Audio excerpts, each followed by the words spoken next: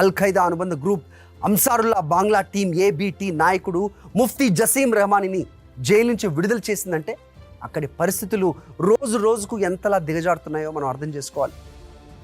రెహమానికి హేతువాదులను చంపిన చరిత్ర ఉంది.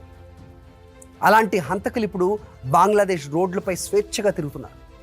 అటు ఇస్లామిక్ జిహాదీ గ్రూప్స్ ప్రోత్సాహంతో యువతను మతతత్వం వైపు నడిపిస్తున్నారని చాలా రిపోర్ట్స్ చెప్తున్నాయి. భారత్కు వ్యతిరేకంగా గూఢ చర్యలు చేయటానికి ఉగ్రవాద గ్రూపులు ఏవైతే ఉంటాయో బంగ్లాదేశ్ను సెంటర్గా మార్చేందుకు ప్రయత్నిస్తున్నాయి. ఓవైపు ఇస్కాన్ లాంటి హిందూ సంస్థలను ఉగ్ర గ్రూపులుగా చిత్రీకరించే ప్రయత్నాలు జరుగుతున్నాయి. ఇటీవలే మనకు తెలిసిందే, ఇస్కాన్ సభ్యుడు చిన్మయ్ కృష్ణదాస్ను సెడిషన్ కేసులో జైలుకు పంపించారు. బెయిల్ కూడా ఇవ్వని సెక్షన్స్తో.